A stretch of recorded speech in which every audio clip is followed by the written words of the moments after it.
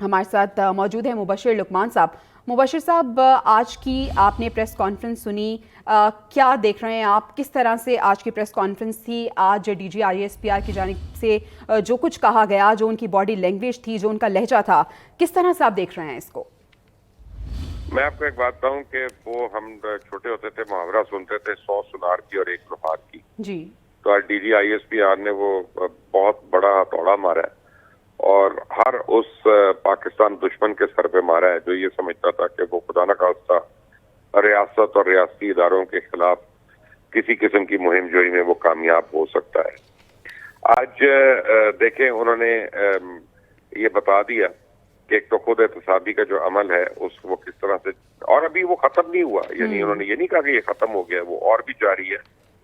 क्योंकि जो मेरी इतलात है उसमें ऐसे लोग जिनको सहूलतकार आप कह सकते हैं, आप उनको सिंपथाइजर्स कह सकते हैं, जो रिटायर्ड अफसरान में भी हैं, उनके ऊपर भी अब घेरा तंग हो रहा है और उनकी भी इंक्वायरी शुरू हो रही हैं।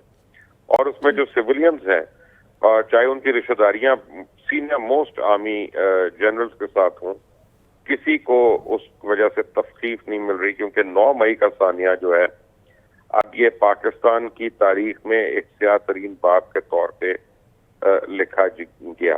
और ये हमारी अपनी सियासत का भी एक अलमिया है, हमारी मुआशरती अलमिया है कि हमने 200 से ज्यादा ना सिर्फ रियासती इदारों के ऊपर बल्कि अपने शुहदा की मॉन्यूमेंट्स को भी हमारे लोगों ने ही हमले किए। और मैं तो ये समझता हूँ कि देर है अंधेर नहीं, इंशाल्लाह जो बाकी के किरदार हैं, जो मास्टरमाइंड्स हैं, जो प्लानर्स हैं, वो भी जल्द अज जल्द बेनकाब होंगे और कैफरे किरदार पहुंचेंगे। अच्छा मुबशिर साहब, आज जब सहाफ़ियों की जानिब से सवाल किया गया तो बार बार उनसे ये पूछा गया कि मास्टरमाइंड कौन है, मास्टरमाइंड कौन है, तो बड़ा वाइज उनकी जानिब से जवाब दिया गया और उन्होंने कहा कि सभी जानते हैं कि मास्टरमाइंड कौन है और आहिस्ता आहिस्ता ये जो सिलसिला है इसे हमने शुरू किया और इसे जो भी मास्टरमाइंड है और सहूलतकार है हम उन्हें कैफरे किरदार तक पहुँचाएंगे। तो क्या मैसेज उन्होंने दिया आज? देखें, बेसिकली उन्होंने कहा वो काली अनक वाला जो है ना वो मास्टरमाइंड, मैं आपको बताऊं, या उन्होंने कहा टेरियन का बाप जो है वो मास्टरमाइंड। मैं आपको इसलिए नहीं मैं नाम ले रहा क्योंकि जब तक अदालत में साबित नहीं हो जाता तो इतने बड़े साने का मैं किसी का नाम लूं तो वो भी सही नहीं है, शायद उस तरह से सही ना हो। वो हर एक को पता है कि कौन है मास्टरमाइंड। लेकिन जो उन्होंने एक बात बताई, और देखें ये समझने वाली बात है कि 1 साल से इसकी तैयारी हुई, 1 साल से फौज मुखालिफ एक बयानिया बनाया जा रहा था, 1 साल से रियासत मुखालिफ प्रोपेगेंडा हो रहा था। सोशल मीडिया खास तौर पे और बैरून मुल्क मीडिया जो ज़राए इब्लाग, उनको बहुत ज्यादा इस्तेमाल किया जा रहा था।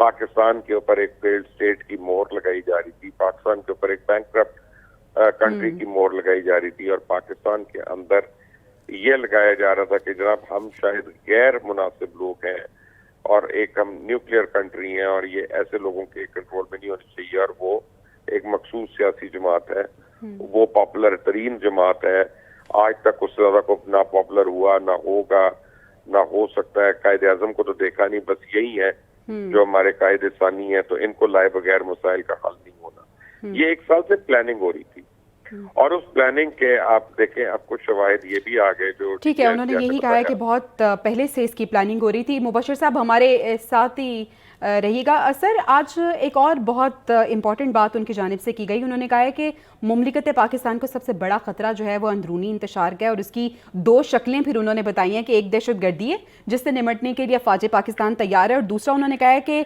अपने मज़मूम सियासी मकासद के लिए अदम बर्दाश्त, जो कि एक सियासी जमात जिसका नुक्ता अरूज जो है वो 9 मई को देख लिया। और उन्होंने कहा है कि अगर अंदरूनी इंतशार को नहीं रोकते तो फिर बैरूनी अलगार का रास्ता हमवार होगा।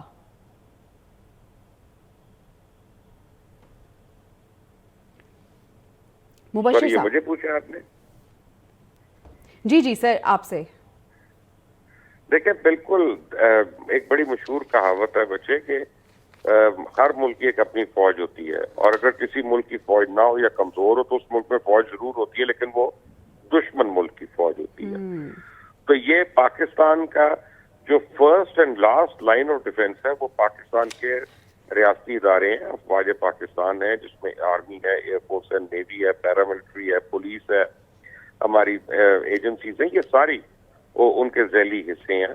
اور اگر آپ ان کو کمزور کرتے ہیں یا ان کو اور عوام کے درمیان میں خلیج پیدا کرتے ہیں تو آپ کا اگلا ہدف پاکستان ہے اور پاکستان کی سالمیت ہے.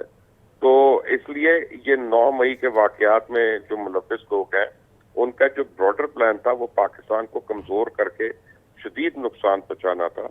تو اب وہ بے نقاب ہو چکے ہیں, لوگوں کو پتہ چلنا شروع ہو گیا ہے, لوگوں کو جھوٹ سچ نظر آنا شروع ہو گیا ہے, اور پہلے ان سے بھی نپٹا جائے گا, پھر ان کے جو سہولت کار ہیں جو بیرون ملک وغیرہ بھی ہوں, جیسے ایک نام بھی لیا گیا کہ عادل راجہ ہیں اور عادل راجہ کے پیچھے اور بھی کوئی ایجنسیز ہیں, تو ان سب کو بھی نمٹا جائے گا انشاءاللہ. مبشر صاحب, آج کی جو پریس کانفرنس تھی, آپ کو لگتا ہے کہ وہ تمام سوالات جو ذہنوں میں جنم لے رہے تھے آج کی پریس کانفرنس میں ان تمام سوالوں کے جواب دے دیے ہیں, کلیئر ہو چکے ہیں مائنڈس؟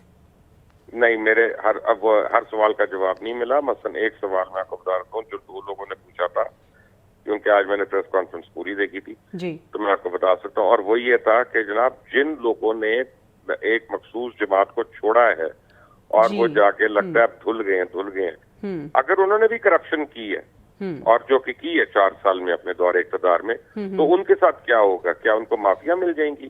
کیا وہ عام معافی ہو جائے گی؟